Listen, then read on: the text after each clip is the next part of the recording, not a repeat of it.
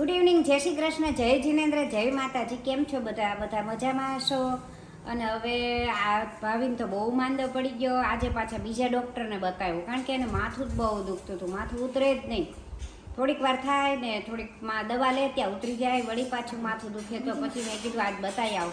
પણ આજે રવિવાર હતો ને, તો જેને બતાવતા હતા એનું દવાખાનું બંધ હતું. પછી કાંઈ નહીં, બે જણા પાછા બીજે દવાખાને ગયા ને એમ કીધું કે વાયરલ છે એટલે થોડીક વાર લાગે સારું થતાં, ધીમે ધીમે સારું થઈ જશે. પણ બહુ નબળાઈ આવી ગઈ.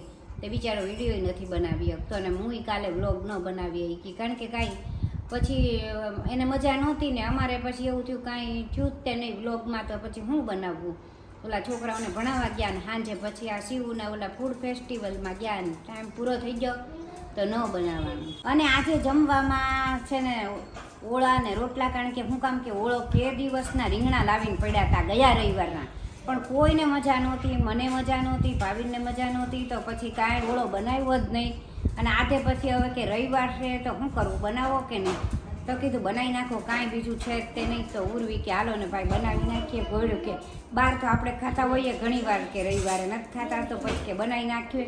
તમે તો બનાવી નાખો. તો ઉર્વી મંડી રીંગણા શેકવા અને મનીષાબેન બધું સુધારવા બેસી ગઈ તરત જ. તે હજી તો 5 જ વાગ્યા છો ત્યાં બે જણાએ શરૂ કરી દીધું રસોઈ. આ બીજી જગ્યાએથી દવા લઈ આવ્યો, પછી આ માથું દુખતું હતું ને એટલે તો અત્યારે હાવ સારું છે. અત્યારે માથું નથી દુખતું, એકદમ સરસ થઈ ગયું. અત્યારે માથું દુખા માંડ્યું હતું, એવું થઈ ગયું હતું. કોને ખબર કેમ એમ. ગઈકાલે થોડુંક દુખતું હતું, પછી ગઈકાલે દવા લીધી ઘરની એટલે જે ચાલતી હતી રેગ્યુલર હતી એ નહીં. પાછી મેં કીધું લાવો લઈ જાઓ એમ. તો એમાં કાંઈ ફેર ન પડ્યો એટલો હતો.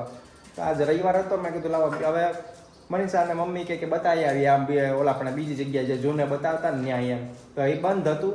પાછું નવી જગ્યાએ ગયા તો એ થોડુંક સારું મળી ગયું મને. અને ઉંમર લાયક હતા સાહેબ, એટલે અનુભવ હોય જાજો, તો તરત જ ફેર પડી ગયો એમ. આજે હજી સવારે એક જ મેં દવા લીધી છે એની, એટલે સવારે જમ્યા પછીની જે લેવાની હોય ઘણો ફેર પડી ગયો. અને જો મનીષા બધું કટિંગ કરે છે ઓળા રોટલા માટે. અહીંયા શું થાય છે? જો ટમેટા કરી નાખ્યા છે, ડુંગળી ની બાકી છે, ડુંગળી કરું છું હવે. પછી લસણ મરચા. ઓકે, બસ પૂરું. ફટાફટ બનાવી નાખીએ. પછી આજે રવિવાર છે તો કઈ કાંટો મારવા જવું હોય તો જવાય, એટલે ફટાફટ રસોઈ ચાલુ કરી દીધી. હે બહાર જવું હોય ને એટલા માટે ફટાફટ રસોઈ ચાલુ કરી દીધી એમ. રસોઈ બનાવીને પછી શાંતિથી બહાર જઈએ એમ. પછી આવીને જમવાનું જ રહે. અને રીંગણા અહીંયા શેકાય છે. આજે તો ઘરમાં જ તે અંદર ગેસ ઉપર જ તે ચૂલા ઉપરનો બહુ વાર લાગે એટલા માટે. અને થોડુંક બહાર આંટો મારવા જવું છે તો ઉર્વી કે ઘરમાં આવીને કરી નાખીએ ગેસ ઉપર જ. હા, પછી આંટો ક્યાંક મારી આવીએ, જોઈએ હવે. હમણાંથી અઠવાડિયાથી તો ક્યાંય નહોતા ગયા. જ્યારે ઓલા આપણને ફરીને આવ્યા ને ઉજ્જૈન ને એમ, પછી ક્યાંય નહીં. પછી તો બધા બીમાર પડી ગયા અને મને તો વધારે તાવ ને એવું થઈ ગયું. એટલે પછી હાવ ક્યાંય જવાય એમ ન હોય, કેમ કે પછી મારી વગર તો કોઈ જઈ ન વગે એવું થાય ગાડીમાં. અને હા એમ. અને 2 વ્હીલ ઉપર બધા એક હારે 3 જણા જાય નહીં એવું થાય. એમ થાય કે કોકને તો ઘરે રહીએ એમ મજા આવે એ રીતે. શું કહેવાય ઓલું બહાર એમ એકલા મજા ન આવે એ રીતે એમ.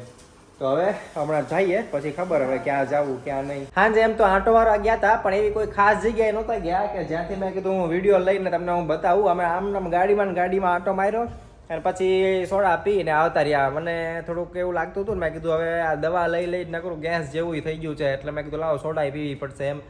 તો લીંબુ સોડા પી લીધી એક, અને પછી આવતા રહ્યા તરત. અને પછી તો સરસ મજાનો જે ઓળો રોટલો બનાવ્યો હતો એ જમી લીધો. અને ઓળો રોટલો એક મારે લેવો હતો, પણ મેં કીધું હાલો હવે ઘણી વાર આપણે ઓળો રોટલો લીધેલો છે ઓલામાં વિડીયોમાં, અને ચૂલાનો લીધેલો છે, ઘણું બધું લીધેલું છે એ રીતનું.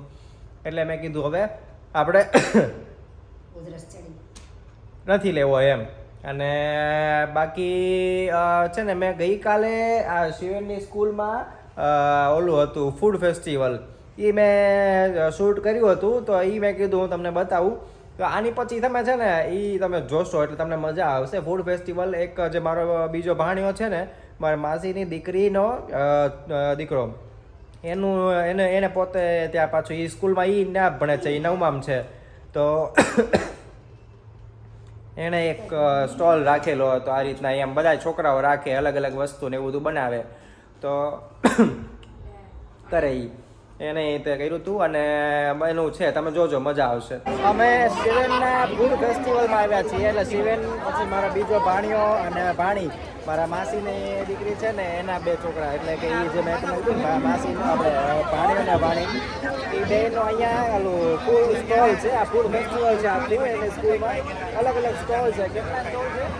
75 74 છેલ્લો આંકડો સામે 74 છે. કેટલા છે? 10 75 74 કીધું કે 74 છેલ્લો આંકડો. સ્ટોલ છે. એમાં દક્ષનો જે સ્ટોલ છે ને આ દક્ષ છે ભાણીઓ, એનો સ્ટોલ 62 નંબરમાં છે. અને કઈ કઈ વસ્તુ છે તારી? Nachos, Monaco pizza, mocktail and bread. હા, 4 વસ્તુ કીધી ને? 4 વસ્તુ છે. એક ટેસ્ટ કર્યો અમે, બહુ સારી એવી હતી.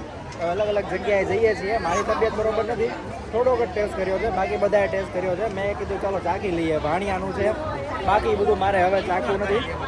ખાલી આમાં આંટો મારી લઉં ને આ બધાને જે ખાવું હોય એ ખાય.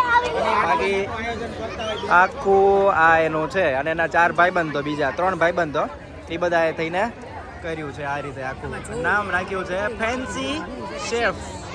હા, ફેન્સી શેફ્સ અને શેફ ફેન્સી શેફ. આ રીતે આખું છે. સરસ મજાનું. જો એકદમ બધા હાઇજીનમાં બધું, માથે ટોપી વોપી બધું ચકાચક પહેર્યું છે.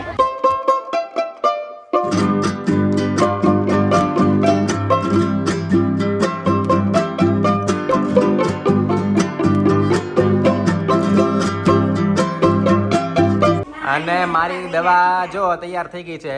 આમાં દવા આપી છે કે હજી કેટલી છે? એક અત્યારે છે ને સવારે. જો હજી થોડીક બાકી છે. બે ટાઈમ બાકી છે. આજ રાત્રે લઈ અને આવતીકાલ સવાર માટેની દવા લેવાની છે. જો ગ્લાસમાં પાણી તૈયાર ચકાચક એકદમ કરીને આવી ગયા છે. અને ચાલો મમ્મી હવે ગુડ નાઇટ કહી દો. પણ બાકી આજ તો કઈ ખાસ એવું હતું કાંઈ નહીં. હતું નહીં, પણ હમણાં કાંઈ મજા નથી ને એટલે ભાવિનને, એટલે કાંઈ સારું કાંઈ થતું નથી.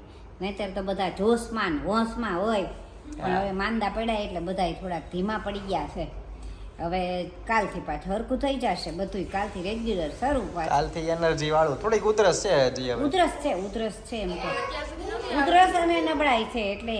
અને આ પછી દવા એને થોડીક ભારે આપી છે ને, એટલે એના હિસાબે એને એસિડિટી બહુ થાય. આ થોડીક ભારે દવા છે, પણ સારું કેમ કે માથું તો ઉતરી ગયું. એને માથું બહુ દુખતું હતું, એ માથું તો ઉતરી ગયું એટલે વાંધો નહીં. ગેસ હોય તો ગેસની લઈ લેવાની દવા, બીજું શું તારે. ત્યારે હાલો ત્યારે હવે ગુડ નાઇટ. જય શ્રી કૃષ્ણ, જય જિનેન્દ્ર, જય માતાજી. બ્લોગ ગમ્યો હોય તો લાઈક કરજો, શેર કરજો, સબસ્ક્રાઈબ કરજો અને કમેન્ટ કરજો. હા, આમનામ ચૂપ રહું ને તો પાછું કાંઈ વાંધો નથી આવતો, પણ જેવું બોલવાનું ચાલુ કરું કે એવું કાંઈક ચાલુ કરું ને કન્ટિન્યુ, તો વચ્ચે વચ્ચે થોડુંક પેલું થાય.